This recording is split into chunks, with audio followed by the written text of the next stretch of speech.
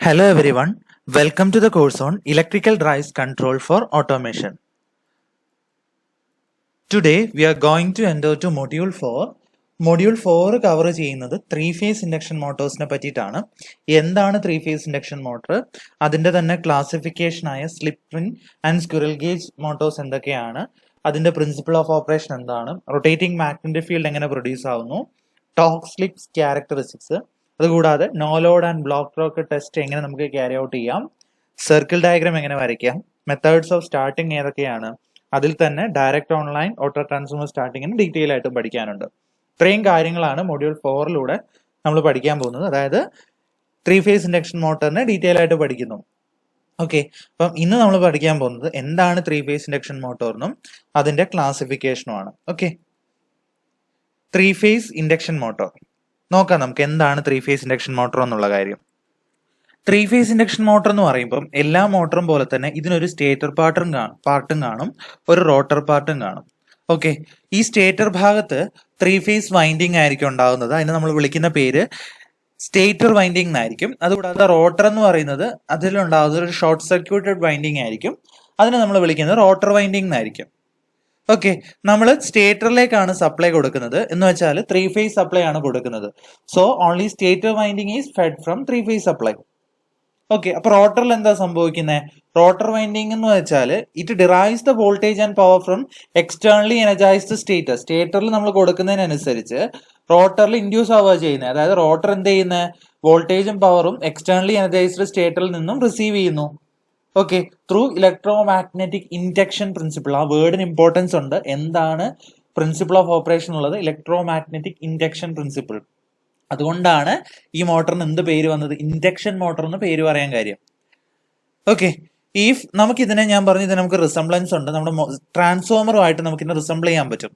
എങ്ങനെ നോക്കാം. ട്രാൻസ്ഫോമറിന്റെ രണ്ട് പ്രധാന ഭാഗങ്ങൾ ഏതൊക്കെയാണ്? ഒരു പ്രൈമറി ഉണ്ട്, ഒരു സെക്കൻഡറി ഉണ്ട്, ഇല്ലേ? സോ പ്രൈമറിയിലേക്ക് നമ്മൾ സപ്ലൈ കൊടുക്കുന്നു, സെക്കൻഡറിയിൽ അത് പവർ ട്രാൻസ്ഫർ ചെയ്തിട്ട് സെക്കൻഡറിയിൽ ഇൻഡ്യൂസ് ചെയ്യുക ചെയ്യുന്നത്.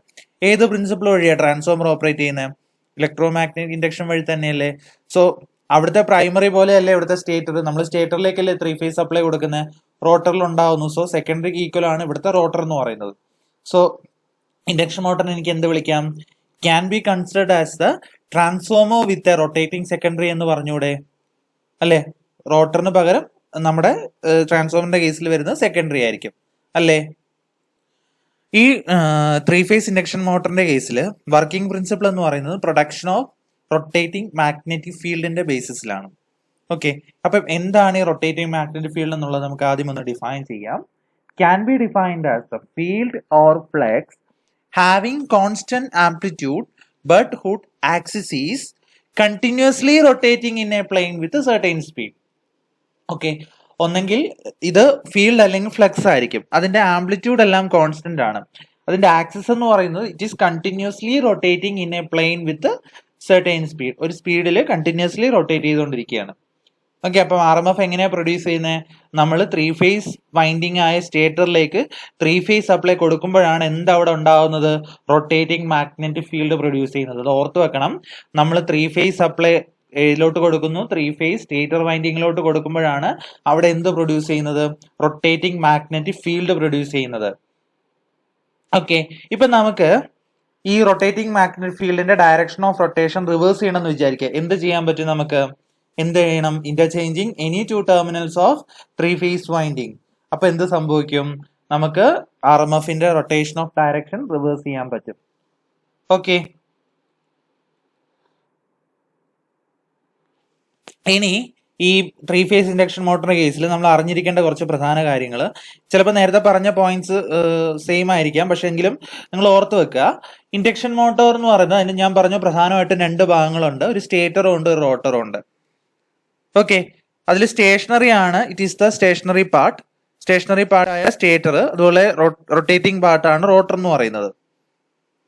ഓക്കെ, ഈ റോട്ടർ എന്ന് പറയുന്നത് നമ്മൾ എവിടെയാണ് വെക്കുന്നത്? സ്റ്റേറ്ററിന്റെ ഉള്ളിലാണ് വെച്ചേക്കുന്നത്.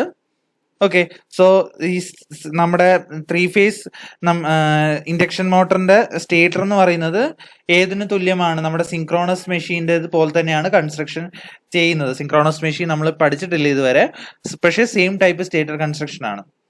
ഓക്കെ, സ്റ്റേറ്ററും റോട്ടറും തമ്മിൽ നമ്മളൊരു സ്മോൾ ഗ്യാപ്പ് വെക്കും. ഒരു എയർ ഗ്യാപ്പ് ഉണ്ടാവും. ഓക്കെ, ആ എയർ ഗ്യാപ്പിന്റെ വാല്യൂ എന്ന് പറയുന്നത് 0.5 to 2 millimeter വരെ ആയിരിക്കും. ഓക്കെ, അപ്പൊ നമ്മൾ സ്റ്റേറ്ററിൽ കൊടുക്കുന്നത് ആ എയർ ഗ്യാപ്പിന്റെ വാല്യൂ എന്ന് പറയുന്നത് നമ്മൾ ആക്ച്വലി ഡിപ്പെൻഡ് ചെയ്യുന്നത് നമ്മുടെ ഔട്ട്പുട്ട് പവറിനെ ആയിരിക്കും. ഓക്കെ, സോ നമുക്ക് വേറെ പറയാമെങ്കിൽ the stator winding of induction motor എന്ന് പറയുന്നത് it is directly connected to AC source ആണ്. പക്ഷേ റോട്ടർ എന്ന് പറയുന്നത് സ്റ്റേറ്ററും റോട്ടറും തമ്മിൽ ഇലക്ട്രിക്കൽ കണക്ഷൻ ഒന്നുമില്ല. They are magnetically connected. Induction വഴിയാണ് ഇത് കണക്ട് ചെയ്തിരിക്കുന്നത്. Okay, so the rotor receives energy by means of induction action അല്ലെങ്കിൽ ട്രാൻസ്ഫോമർ ആക്ഷൻ വഴിയാണ് റോട്ടർ എനർജി റിസീവ് ചെയ്യുന്നത്. അപ്പൊ നമുക്ക് എന്ത് വിളിക്കാൻ പറ്റും? ഇൻഡക്ഷൻ മോട്ടോറിനെ ഒരു സിംഗ്ലി എക്സൈറ്റഡ് AC മെഷീൻ എന്ന് വിളിക്കാം അല്ലെ. ഒരു എക്സൈറ്റേഷൻ മാത്രമേ നമ്മൾ കൊടുക്കുന്നുള്ളൂ. അപ്പൊ നിങ്ങൾക്ക് വരും എന്താണ് ഡബ്ല്യു എക്സൈറ്റഡ് മെഷീൻ? രണ്ട് സ്ഥലത്തും എക്സൈറ്റേഷൻ, രണ്ട് രീതിയിൽ എക്സൈറ്റേഷൻ കൊടുക്കുന്നത്. സിങ്ക്രോണസ് മെഷീൻ അതിനൊരു എക്സാമ്പിൾ ആണ്. ഓക്കെ, ഇത് 3-phase ഇൻഡക്ഷൻ മോട്ടോറിന്റെ ഒരു കട്ട് വേവ് വ്യൂ ആണ്. നമ്മൾ അതിനെ കട്ട് ചെയ്തെടുത്താൽ അതിന്റെ സ്റ്റേറ്റർ എങ്ങനെ ഇരിക്കുന്നു, റോട്ടർ എങ്ങനെ ഇരിക്കും എന്നുള്ളത് നിങ്ങൾക്ക് ചിത്രം നോക്കിയാൽ മനസ്സിലാക്കാൻ പറ്റും. ഓക്കെ, ഇനി എന്തൊക്കെയാണ് ഈ ഇൻഡക്ഷൻ മോട്ടറിന്റെ അഡ്വാൻറ്റേജസും ഡിസഡ്വാൻറ്റേജസും? ഓക്കെ, അഡ്വാൻറ്റേജസ് എന്ന് പറയുന്നത് എക്സ്പെൻസീവ് അല്ല, അത്രയ്ക്ക് എക്സ്പെൻസീവ് അല്ലാത്ത റിലയബിൾ ആയിട്ടുള്ള ടൈപ്പ് ഓഫ് മോട്ടർ ആണ് ഇൻഡക്ഷൻ മോട്ടർ എന്ന് പറയുന്നത്. അതുകൂടാതെ തന്നെ പറയുകയാണെങ്കിൽ ഇറ്റ് ഈസ് എക്സ്ട്രീംലി റഗ്ഡ് ആണ്. അതുകൂടാതെ അൺബ്രേക്കബിൾ കൺസ്ട്രക്ഷനുമാണ്. എഫിഷ്യൻസി മറ്റ് മെഷീൻസിനെ കമ്പയർ ചെയ്യുമ്പോൾ കുറച്ച് കൂടുതലാണ്. അതുകൂടാതെ വർക്കിംഗ് പവർ ഫാക്ടർ എന്ന് പറയുന്നത് ഭയങ്കര ഗുഡ് പവർ ഫാക്ടർ ആണ്. Also it requires minimum maintenance due to absence of commutator. DC യെ കമ്പയർ ചെയ്യുമ്പോൾ കമ്മ്യൂട്ടേറ്റർ ഒന്നും ഇല്ലാത്തതുകൊണ്ട് മെയിൻ്റെനൻസ് ഒന്നും ആവശ്യമില്ല, കുറവ് മതി. ഓക്കെ, അതുകൂടാതെ does not require any complex circuit for starting. സ്റ്റാർട്ടിങ്ങിന്റെ കേസിന് ഒരു കോംപ്ലക്സ് സർക്യൂട്ട് ഒന്നും നമുക്ക് വേണ്ടി വരുന്നില്ല. Okay, it works on almost all operating conditions. എല്ലാ ഓപ്പറേറ്റിംഗ് കണ്ടീഷനിലും ഇത് വർക്ക് ചെയ്യുന്നുണ്ട്. ഓക്കെ, പിന്നെ ഇതിന്റെ ഡിസഡ്വാൻറ്റേജസ് ആയിട്ട് പറയാൻ പറ്റുന്നത് very low lagging power factor during light load conditions. Load കുറയുന്നതിനനുസരിച്ച് പവർ ഫാക്ടർ കുറവായിരിക്കും ലൈറ്റ് ലോഡ് കണ്ടീഷൻസിലൊക്കെ. 0.2 to 0.4 ലാഗിങ്ങിലൊക്കെ ആ റേഞ്ചിൽ. ഓക്കെ, അതുകൂടാതെ ഇതിന്റെ സ്പീഡ് കൺട്രോൾ എന്ന് പറയുന്നത് ഇറ്റ് ഈസ് ഡിഫിക്കൽട്ട്. ഓക്കെ, പിന്നെ അതുകൂടാതെ സ്പീഡ് വേരിയേഷൻ എന്ന് പറയുന്നത് എഫിഷ്യൻസിയെ റെഡ്യൂസ് ചെയ്യിപ്പിക്കുന്നുണ്ട്.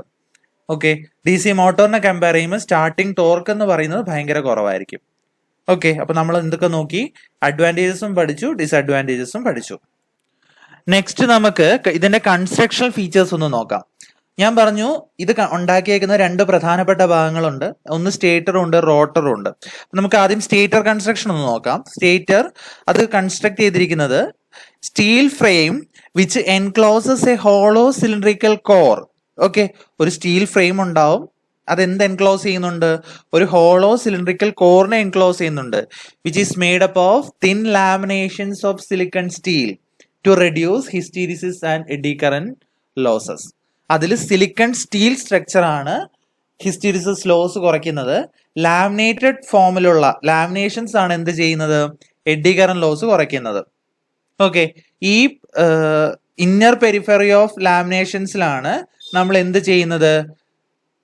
ഇവൻലി സ്പേസ്ഡ് സ്ലോട്ട്സ് നമ്മുടെ സ്ലോട്ട്സ് ഇട്ട് കൊടുക്കുന്നത്. ഓക്കെ, നമ്മൾ ഈ സ്ലോട്ടിന്റെ ഉള്ളിലാണ് എന്ത് പ്രൊവൈഡ് ചെയ്ത് കൊടുക്കുന്നത്? സ്റ്റേറ്റർ കണ്ടക്ടേഴ്സ് പ്രൊവൈഡ് ചെയ്ത് കൊടുക്കുന്നത്. സോ ദ ഇൻസുലേറ്റഡ് കണ്ടക്ടേഴ്സ് എവിടെയാണ് നമ്മൾ വെക്കുന്നതെന്ന് പറഞ്ഞു? സ്റ്റേറ്റർ സ്ലോട്ട്സിൽ. They are connected to form a balanced 3-phase അല്ലെങ്കിൽ ഡെൽറ്റ കണക്റ്റഡ് സർക്യൂട്ട് ആയിട്ടായിരിക്കും കണക്ട് ചെയ്യുന്നത്. ഓക്കെ, അപ്പം ഇതിൽ എത്ര പോള് വേണമെന്നുള്ളത് നമ്മൾ തീരുമാനിക്കുന്നത് സ്പീഡ് റിക്വയർമെന്റ് അനുസരിച്ചാണ്. നമുക്കറിയാവുന്ന റിലേഷൻഷിപ്പ് ആണ് NS = 120F/P. ആക്ച്വലി സ്പീഡ് വേണമെന്നുണ്ടെങ്കിൽ, നല്ല സ്പീഡ് വേണമെന്നുണ്ടെങ്കിൽ നമ്പർ ഓഫ് പോൾസിന്റെ എണ്ണം കുറയ്ക്കണം. സോ നമുക്ക് എന്ത് പറയാൻ പറ്റും?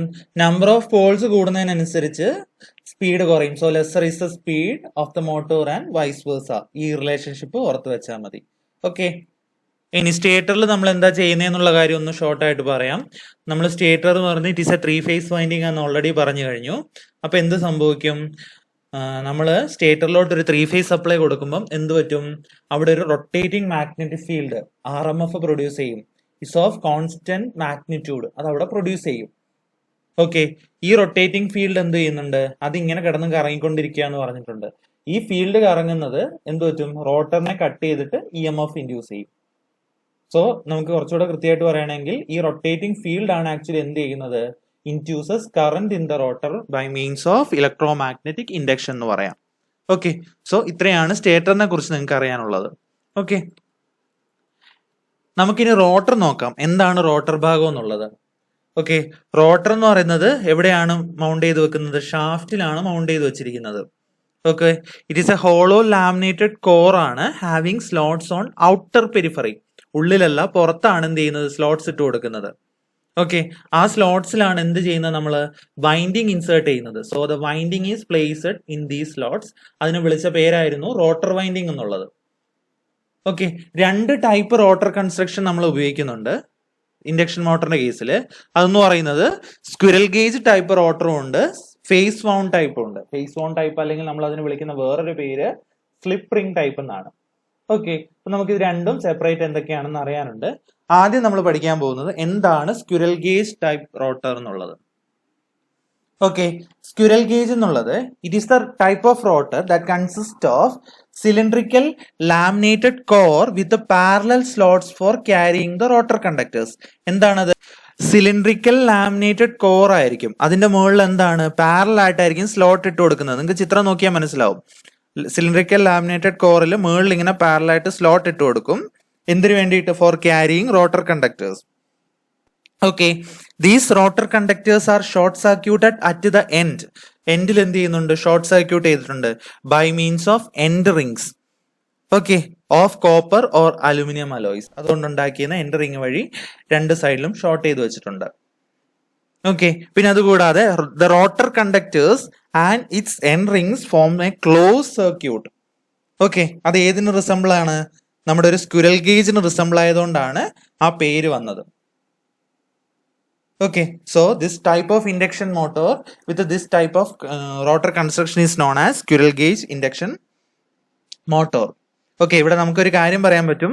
റോട്ടർ എന്ന് പറയുന്നത് സപ്ലൈ ആയിട്ട് ഇലക്ട്രിക്കലി കണക്റ്റഡ് അല്ല. റോട്ടറിൽ ഇൻഡ്യൂസ് ചെയ്യുന്ന കറണ്ട് ഏത് വഴിയാണ് ഇൻഡ്യൂസ് ചെയ്യുന്നത്? ട്രാൻസ്ഫോമർ ആക്ഷൻ അല്ലെങ്കിൽ നമ്മുടെ ഇൻഡക്ഷൻ പ്രിൻസിപ്പിൾ വഴിയാണ് റോട്ടറിൽ കറണ്ട് ഇൻഡ്യൂസ് ആവുന്നത്, അല്ലേ?